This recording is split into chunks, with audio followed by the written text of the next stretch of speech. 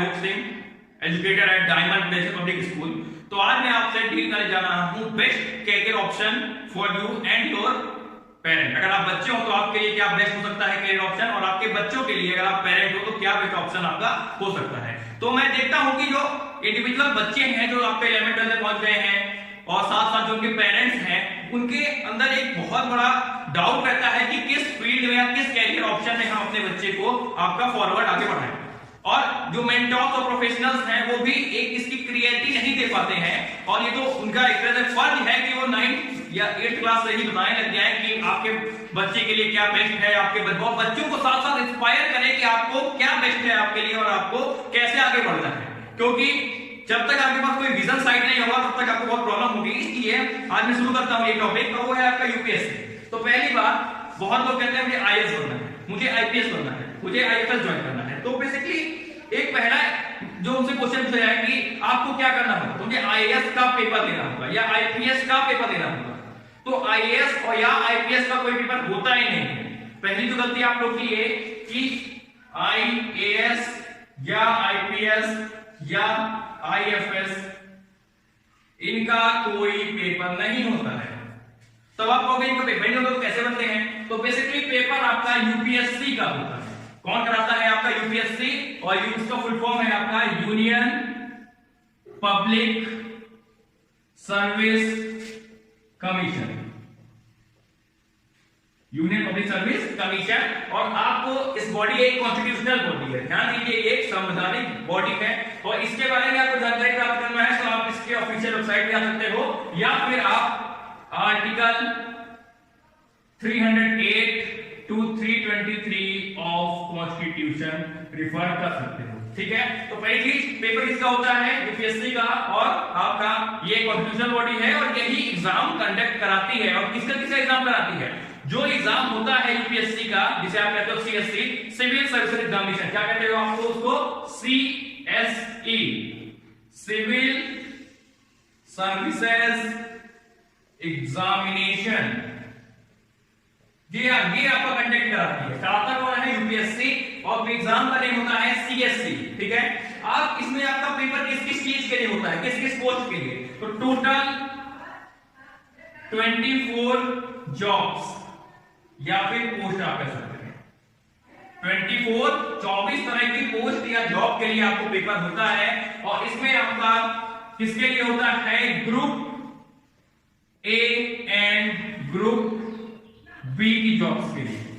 Group A और group B की jobs के लिए होता है, और ऑल इंडिया सर्विसेज की जॉब होती है। ठीक है, अब ये कुछ बेसिक्स था, क्योंकि इसको बिना जाने आप नहीं क्लियर कर सकते।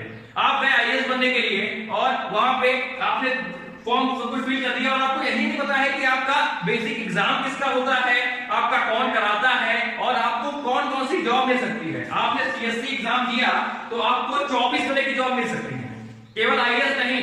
तो ये भी आपको ध्यान रखना था। अब उसके बाद आपको देखना पड़ेगा कि व्हाई, व्हाट, हाउ। आपको करना क्यों है? आपको कोई भी इसको क्यों करना है? क्योंकि ये दुनिया का टफेस्ट एग्जाम है। ये जनरल लोगों की लैंग्वेज में ये दुनिया का टफेस्ट एग्जाम है, तेरे लिए तो एक एवरेज लेवल का एग्जाम है। तो आपको इसको करना क्यों है? क्योंकि इसमें आपके हो सकता है 3 से 4 साल खराब हो जाए तब आपका सिलेक्शन हो, और ऐसा भी हो सकता है कि आपका सिलेक्शन कभी ना हो। तो आपको ये करना क्यों है? तो इसमें अब जो जनरल टर्म्स में कहूं तो इसमें आपको पावर मिलेगी, Prestige, job security, perks and allowances, और साथ साथ आपका अपॉर्चुनिटी टू रिफॉर्म।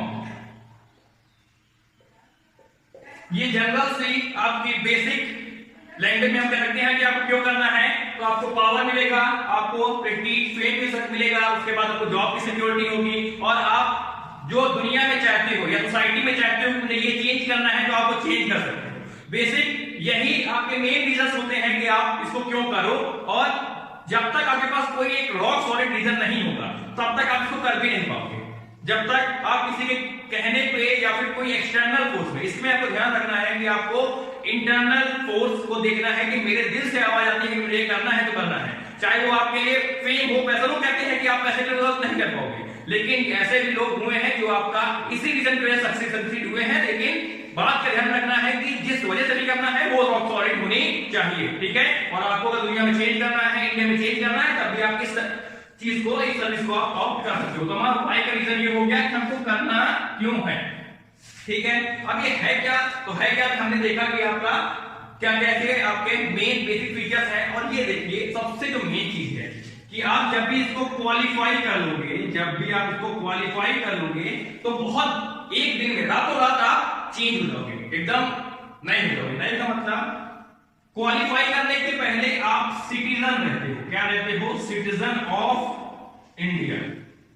क्या रहते हो आप? Citizen of India. आप देश के एक नागरिक रहते हो, ठीक है।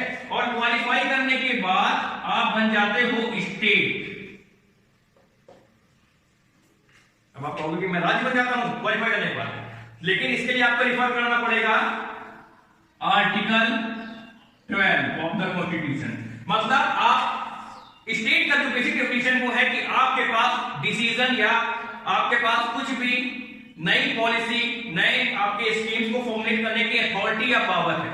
मतलब आपके पास डिसीजन मेकिंग या कुछ भी नया स्टार्ट करने की अथॉरिटी या पावर है, तो आप उसमें कॉम्प्लाइज होते हो स्टेट के अंदर। तो जैसे ही आप इसको क्वालिफाई करते हो तो आपके पास सबसे पहले अथॉरिटी पावर आ जाती है, जिसमें कि आप कुछ भी डिसीजन ले सकते हो on the part of government, on the part of government. क्योंकि जो बेसिक आपके जो मिनिस्टर्स होते हैं, पॉलिटिशियंस होते हैं, उनका सब वर्क आपका यही ब्यूरोक्रेट्स करते हैं। ब्यूरोक्रेट्स मतलब आपके जितने भी इसमें जो आपके 24 तरह की सर्विसेज हैं, प्लस जो और कुछ लोग होते हैं जो आपका अदर सर्विसेज से आते हैं, वो भी उसमें डिसीजन मेकिंग पावर में होते हैं। लेकिन बेसिक जो आप देखोगे तो हर जगह आपका जो डिसीजन मेकर होते हैं या पॉलिसी मेकर होते हैं, एक्ट जो बनाते हैं, फॉर्मुलेट करते हैं, तो वो सब आपके ब्यूरोक्रेट्स या आईएएस ऑफिसर्स ही होते हैं। जैसे आप जितने भी चीफ सेक्रेटरी, अदर सेक्रेटरीज होते हैं, हेड ऑफ डिपार्टमेंट होते हैं, तो वो सब आपके आईएएस ही होते हैं।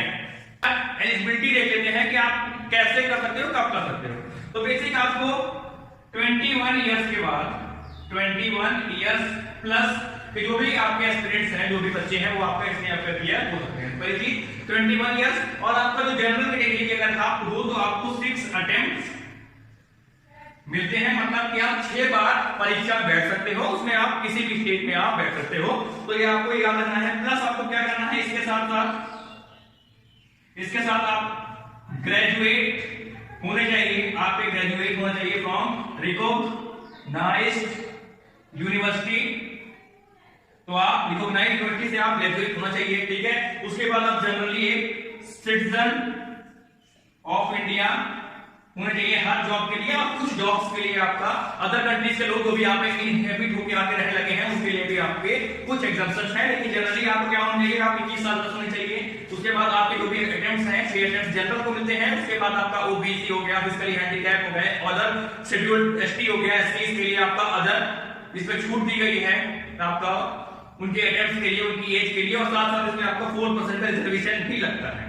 4% का रिजर्वेशन भी इसमें काउंट होता है। तो ये आपका बेसिक था। और आपको कोई भी यूनिवर्सिटी से आपको ग्रेजुएट होना चाहिए, जैसे आपका बीए हो गया, बीएससी हो गया, बीटेक हो गया, आप किसी भी स्ट्रीम के हो। ये सबसे पहला आपका रिसर्च है कि चाहे आप मैथ के हो, चाहे बायो के हो, चाहे आर्ट्स के हो, चाहे कॉमर्स के हो, किसी भी फील्ड का बच्चा आपका इसमें आगे बैठ सकता है। उसके बाद नो मिनिमम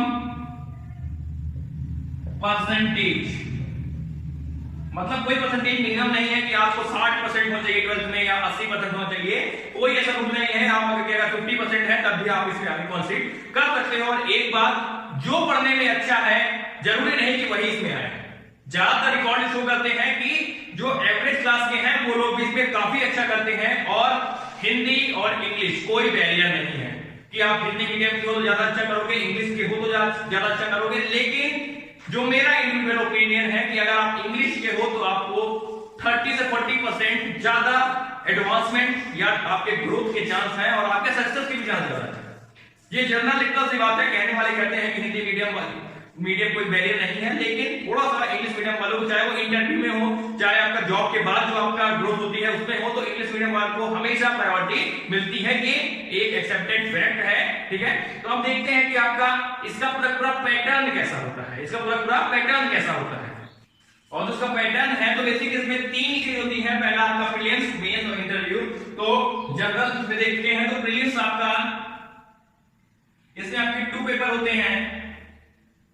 इसमें आपका पहला क्वालिफाइंग है, एक आपका जो सेट होता है वो क्वालिफाइंग होता है, दूसरा आपका उसके बेसिस पे आपका मेरिट बनती है। तो जो लोग भी प्रीलिम्स को क्वालिफाई कर लेते हैं, जो लोग भी प्रीलिम्स को क्वालिफाई कर लेते हैं, वो फिर आपका आते हैं स्टेज 2 पे, और जो आपका मेंस का स्टेज है, तो और मेंस में आपका जो GS plus optional plus language के पेपर होते हैं, GS plus optional plus language. मैं इसके पैटर्न की एक अलग से पार्ट 2 आपका बना दूंगा, उसमें हर एक डिटेल चीज जो भी आपका, मैं इसमें जनरल में ओवरव्यू प्रोवाइड कर रहा हूं, लेकिन जो भी आपका डिटेल आपको चीज चाहिए उसके लिए पार्ट 2 बना दूंगा। तो इसमें आपका जीएस जनरल साइंस प्लस आपका जो भी लैंग्वेज और ऑप्शनल के आपके पेपर होते हैं, तो इसमें आपका इस सबको मिला के आपकी फिर लिस्ट तैयार होती है।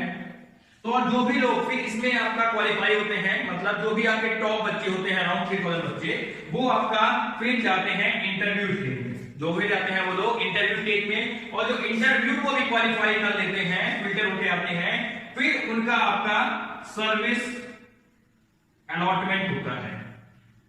सर्विस अलॉटमेंट होता है, उनकी रैंक के हिसाब से, उनके कैटेगरी के हिसाब से सर्विस अलॉट होती है। उसमें आपका आईएएस हो गया, आईपीएस हो गया, आईएफएस हो गया, अदर आपका revenue, excise, telecom and postal, इस तरह के आपके अलग अलग सर्विसेज आपकी प्रोवाइड होती हैं।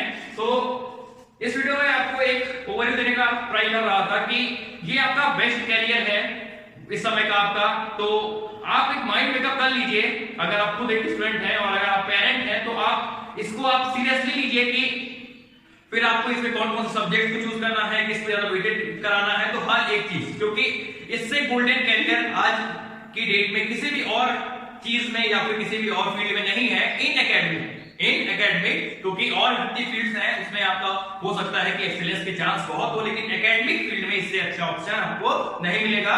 So hope you like the video, thanks for watching, have a nice day.